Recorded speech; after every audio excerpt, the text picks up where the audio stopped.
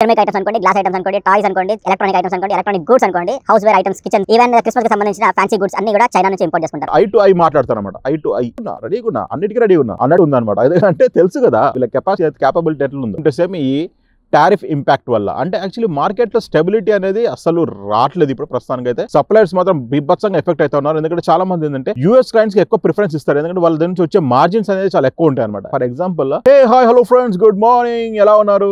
నేను మీ వినోద్. ఇప్పుడు జరిగే ట్రెండింగ్ టాపిక్ ఏంటంటే అమెరికాకి చైనాకి జరిగే ట్రేడ్ యుద్ధం గురించి మనం మాట్లాడదాం. ఇక్కడ యాక్చువల్లీ నేను ఏం చెప్తానంటే మీకు గ్రౌండ్ రియాలిటీ ఎట్లా ఉంది, చిన్న చిన్న స్మాల్ స్కేల్ ఇండస్ట్రీస్ ఎలా ఎఫెక్ట్ అవుతున్నాయి, ఇంకా మీ సప్లయర్స్ కూడా ఎలా ఎఫెక్ట్ అయిపోతున్నారో ఏం సంగతో నేను మీకు క్రిస్టల్ క్లియర్ గా అర్తిపండు ఒలిచి పెట్టినట్టు మీకు చెప్తాను. దాంతో పాటు ఏంటంటే మన ఇండియా గురించి నేను ఎక్కడ టాపిక్ ఎత్తాను, ఎందుకంటే ఎస్పెషల్లీ మన ఇండియా గురించి మనం చేయాలంటే సపరేట్ ఇంకో వీడియో చేయొచ్చు. మనకి ఇంపాక్ట్ ఎలా జరుగుతుంది, వీళ్ళకి ఎలా జరుగుతున్నాయి. ఫస్ట్ ఎగ్జాంపుల్ వచ్చేసి వాల్ స్ట్రీట్. దాంట్లో స్టాక్స్ గీక్స్ అన్ని ఆల్మోస్ట్ సగం సంకనాకిపోయినట్టున్నాయి. పెద్ద పెద్ద కంపెనీస్ అందరూ చాలా మంది ఎఫెక్ట్ అవుతా ఉన్నారు. దాంతో పాటు నెక్స్ట్ వచ్చేసి వాల్మార్ట్ లో దొరికే ఆల్మోస్ట్ 90% ఇంపోర్ట్స్ వచ్చేసి మన చైనా నుంచే చేస్తారు. అంటే మన కాదు, చైనా నుంచే ఇంపోర్ట్ చేస్తారు. ఎస్పెషల్లీ లైక్ సెరామిక్ ఐటమ్స్ అనుకోండి, గ్లాస్ ఐటమ్స్ అనుకోండి, టాయ్స్ అనుకోండి, ఎలక్ట్రానిక్ ఐటమ్స్ అనుకోండి, ఎలక్ట్రానిక్ గూడ్స్ అనుకోండి, house wear items, kitchen, even Christmas కి సంబంధించిన ఫ్యాన్సీ గూడ్స్ అన్ని కూడా చైనా నుంచి ఇంపోర్ట్ చేసుకుంటారు. ఇప్పుడు పెట్టిన టారిఫ్ ఇంక్రీజ్ వల్ల ఏమైపోతుంది ఎఫెక్ట్ అని చెప్పేసి అంటే స్మాల్ స్కేల్ ఇండస్ట్రీస్ వాళ్ళందరికీ ఆల్మోస్ట్ నేను ఆన్ అండ్ యావరేజ్ క్యాలిక్యులేషన్ తో చెప్తాను మీకు. ఎందుకంటే నేను పర్టికులర్ గా మీరు నా ప్రీవియస్ వీడియోస్ చూసుంటే నేను మీకు ఒకసారి చూపించాను ఒక వీడియో, క్రిస్మస్ ట్రీస్ ఎలా తయారు చేస్తారో ఆ ఫ్యాక్టరీ విజిట్ కూడా వెళ్ళి చూపించాను నేను మీకు. ఆ ఫ్యాక్టరీ అతను మనకు కొంచెం క్లోజ్ ఫ్రెండ్ అనమాట. అతను చెప్పిన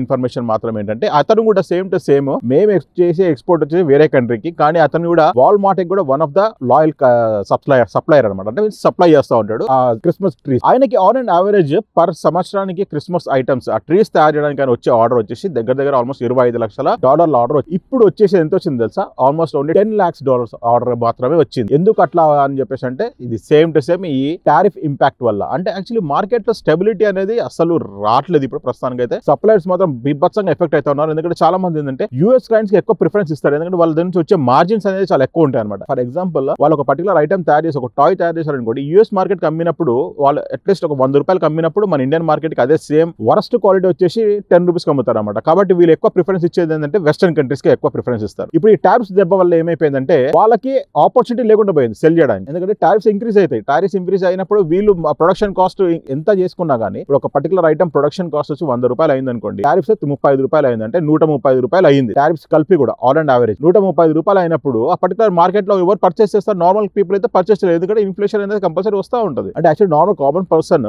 ఒక పర్టికులర్ ఐటమ్ $100 ఎఫర్ట్ చేసినప్పుడు $130 పెట్టి కొనమంటే కొనడు. ఎందుకు? ప్రైస్ సేవింగ్ చేసుకోవడానికి. దాంతో పాటు ఇంకా మీకు తెలుసో లేదో చైనా వాళ్ళ స్మార్ట్ గేమ్ ఎలా ఉందంటే వీళ్ళు దీనికి ఆల్రెడీ ప్రిపేర్ అయ్యి ఉన్నారన్నమాట. అంటే యాక్చువల్లీ ఏంటంటే ట్రేడ్ యుద్ధం అనేది వస్తుంది కంపల్సరీ అని చెప్పేసి వీళ్ళు ఆల్మోస్ట్ 2 years నుంచి వీళ్ళు ఆల్మోస్ట్ దాని ప్రిపరేషన్ అన్ని చేసుకొని పెట్టుకుంటా ఉన్నారు. ఎందుకంటే సెల్ఫ్ రిలయబుల్ అవ్వడానికి. అంటే యాక్చువల్లీ ఏంటంటే వేరే కంట్రీస్ మీద డిపెండ్ కాకుండా మనమే సెల్ఫ్ రిలయబుల్, అంటే వేరే కంట్రీస్ మీద ఎటువంటి సపోర్ట్ తీసుకుంటే మనం బతకగలుగుతామా లేదా అని చూసుకోవడానికి వీళ్ళు ఏం చేశారంటే మినరల్స్ దొరికే అంటే రా మెటీరియల్ దొరికే కంట్రీస్ తోని వీళ్ళు చాలా మటుకు రిలేషన్షిప్ అంటే గుడ్ బుక్స్ లో ఉన్నారు. ఎలా అప్పులు విభత్సంగా అప్పులు ఇచ్చి వాళ్ళని ఏ లెవెల్ క్రెడిట్ లాగా తీసుకొచ్చారంటే వాళ్ళ రా మెటీరియల్స్ అనేది వాళ్ళని ఫ్రీగా అంటే వితౌట్ ఎనీ టాక్సేషన్ ఇంపోర్ట్ చేసుకున్నారు. అంటే ఫర్ ఎగ్జాంపుల్ ఇప్పుడు కార్న్ ఉంది అనుకోండి, ఇప్పుడు యూఎస్ నుంచి వీళ్ళు ఎక్కువ మటుకు హ్యూజ్ కార్న్ అంటే మొక్కజొన్న అనేది ఇంపోర్ట్ చేసుకుంటూ ఉంటారు. ఇప్పుడు దానిపైన టారిఫ్ పెంచడం వల్ల వీళ్ళు ఏం చేస్తారంటే నెక్స్ట్ ఆప్ట్ వచ్చేసి బ్రెజిల్ కి పోతున్నారు. అంటే నెక్స్ట్ ప్రపంచంలో యూఎస్ కన్నా నెక్స్ట్ స్టేజ్ వచ్చి బ్రెజిల్ ఎక్కువ ప్రొడక్షన్ చేస్తుంది కార్న్ అంటే మొక్కజొన్న. వీళ్ళు ఏం చేశారు? ఆల్రెడీ వీళ్ళు బ్రెజిల్ కి ఎన్నో అప్పులు ఇచ్చారు, వాళ్ళతో గుడ్ టైప్స్ ఉన్నాయి కాబట్టి ఇప్పుడు యూఎస్ నుంచి కట్ చేసినా గానీ మొత్తం వీళ్ళు ఏం చేస్తారు? బ్రెజిల్ నుంచి ఇంపోర్ట్ చేసుకోవడానికి ట్రై చేస్తారు ఆ గూడ్స్ అనేది. సో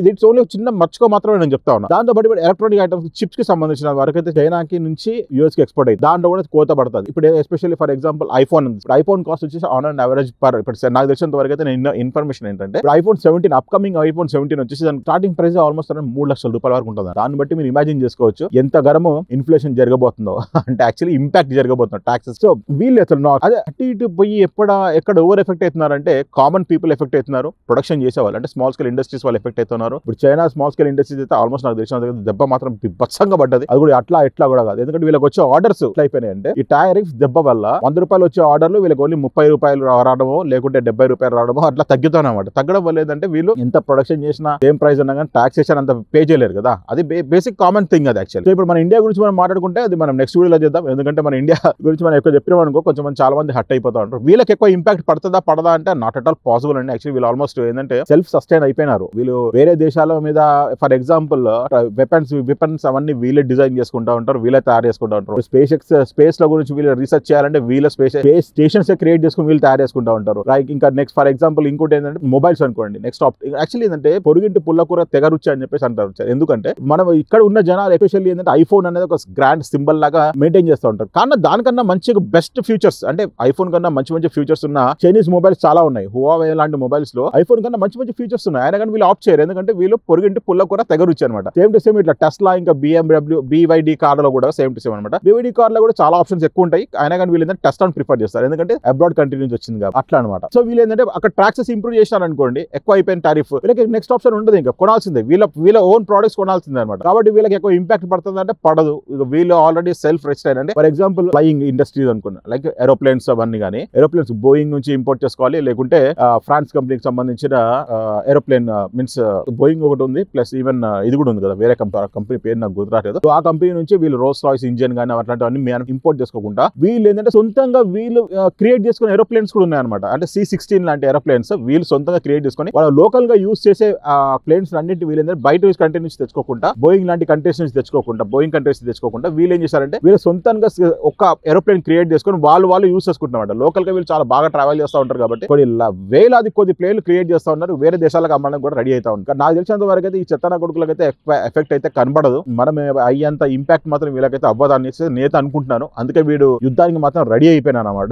ఏమన్నా ఎక్కడికైతే హార్కి పార్నా అన్నట్టు ఉన్నారన్నమాట. అన్ని ప్రతి దాంట్లో అంతే కదా. కంప్యూటర్స్ కానీ, చిప్స్ కానీ, ల్యాప్టాప్స్ కానీ, ఐప్యాడ్స్ కానీ, ప్యాడ్స్ అన్ని వీళ్ళే తయారు చేస్తారు కదా. వీళ్ళు తయారు చేయడం వల్ల ఏమైపోతుందంటే టెక్నాలజీ మొత్తం వీళ్ళకి షేర్ చేసి వీళ్ళే ఓన్ క్రియేట్ చేసుకున్నంత కెపాసిటీ క్యాపబిలిటీ వీళ్ళకి క్రియేట్ చేసి పెట్టినారు యూఎస్ వాళ్ళు. అన్ఫార్చునేట్ అనుకుంటా. అంటే యాక్చువల్లీ ఇది బస్వాసర హస్తం లాగా అయిపోయింది అనమాట వాళ్ళ పరిస్థితి. వీళ్ళని ఏదో చిన్న పార్మ్ అనుకున్నారు కానీ పెంచుతూ పోయి చూస్తే అది పెద్ద డ్రాగన్ అయిపోయింది అనమాట. ఆ డ్రాగన్ ఎఫెక్ట్ ఇప్పుడు యూఎస్ కి బాగా దెబ్బ కనబడుతుంది. అంటే వీళ్ళు I-to-I మాట్లాడతారు అనమాట. I-to-I చైనా వాళ్ళు ఏంటంటే ఇప్పుడు I-to-I మాట్లాడుతున్నారు వాళ్ళు యూఎస్ వాళ్ళతో. ఆర్డర్ చేస్తా చెయ్యి, నేను కూడా రెడీగా అన్నిటికీ రెడీ ఉన్నా అన్నట్టు ఉందన్నమాట. అంటే తెలుసు కదా వీళ్ళ క్యాపబిలిటీ ఎట్లా ఉందో. కానీ మనం కూడా మన దేశం కూడా ఆ లెవెల్ కి రీచ్ అవ్వాలని చెప్పేసి నేను కోరుకుంటున్నా. అంటే సేమ్ టు సేమ్ I-to-I అరే నువ్వు అంత టారిఫ్ పెంచుతా నేను కూడా పెంచుతారు అబ్బాయి, నాకేం ఎఫెక్ట్ పడుతుంది, సెల్ఫ్ రిలయబుల్ అనేది ఉండాలి. కానీ అన్ఫార్చునేట్ ఏమైందంటే మనం మొబైల్స్ అట్లాంటివన్నీ మనం మ్యానుఫ్యాక్చర్ మనం చేసుకోలేకపోతున్నాము. ఈవెన్ ఏరోప్లేన్స్ కానీ, జెట్ ఫైటర్స్ కానీ ఇట్లాంటివన్నీ వారికి సంబంధించిన ఎక్విప్మెంట్ మొత్తం మనము అన్ఫార్చునేట్లీ ఇప్పుడు యూఎస్ వాడు చెప్పిన ప్రైస్ కి మనం కంపల్సరీ అన్ని మూసుకొని కొనాల్సి వస్తుంది. ఎందుకంటే మనం మోన్ గా మనం మ్యానుఫ్యాక్చర్ చేసుకోలేకపోతాం కాబట్టి. అదే ఉంటుంది. అర్థమైంది కదా ఫ్రెండ్స్ మీకు చెప్పినది. వార్ మాత్రం అయితే బిభత్సంగా జరుగుతూ ఉంది, ట్రేడ్ వార్. వీళ్ళకైతే ఎక్కువ ఇంపాక్ట్ అయితే ఉండదు నాకు తెలిసినంత వరకు అయితే. 100% లో అంటే 50% మాత్రం ఎఫెక్ట్ అయితే ఉంటుండొచ్చు, కానీ రిమైనింగ్ % ఎఫెక్ట్ ఉంటుందంటే నేనైతే నమ్మను. వీరైతే లోకల్ గా ఉన్న పీపుల్ కూడా ఏం పట్టించుకోవట్లేదు. ఎందుకంటే వీళ్ళు ఆల్రెడీ బాగా డబ్బులు జనరేట్ చేసుకొని పెట్టుకున్నారు. గోల్డ్ టన్స్ 2 years నుంచి ఎందుకు కొనుక్కుంటారో తెలుసా మీకు? ఇట్లాంటి సిచ్యువేషన్స్ వస్తాయని తెలిసి వాళ్ళు గోల్డ్ కూడా చాలా మటుకు ఇంపోర్ట్ చేసుకొని కొట్టుకున్నారు. మీరు వినే ఉంటారు కదా, ఆల్మోస్ట్ అరౌండ్ 1.5 years ముందు నుంచి చైనా వాళ్ళు ఎందుకు టన్నులు గోల్డ్ వేరే కంట్రీస్ నుంచి కొనుక్కొని పెట్టుకుంటారంటే this is the one of the reason అన్నమాట. ఓకేనా? ఇప్పుడు మార్కెట్ లో అమ్ముకోవడానికి వాళ్ళు చాలా సీజన్ ఉంటుంది, మీన్స్ చాలా క్యాపబిలిటీ ఉంటుంది అనమాట. ఎక్కువ మటుకు ప్రైజెస్ ఎక్కువ ఇంక్రీజ్ అయినప్పుడు వీళ్ళు అమ్ముకుంటారు. అది one of the business strategy అనమాట. So let's see what is going to happen. Impact మాత్రం ఉంటది, అఫ్ కోర్స్ అయితే డెఫినెట్లీ ఉంటది. అది ఎఫెక్ట్ మాత్రం ఈ 2 కంట్రీస్ కి చాలా బాగా తగులుతుంది. చూద్దాం అది ఎప్పటివరకు వస్తుంది. రిసెషన్ వరకు వెయిట్ చేస్తా ఉన్నారు, చూద్దాం. ఓకే అండి, ఈ వీడియో ఎందుకంటే చాలా మంది అడిగారు కాబట్టి ఈ వీడియో గురించి నేను చెప్పాల్సి వస్తుంది. సో హోప్ఫుల్లీ మీరు అర్థం చేసుకుంటారని చెప్పి నేను అనుకుంటున్నా. ఓకే అండి, by by, have a nice day. జై హింద్.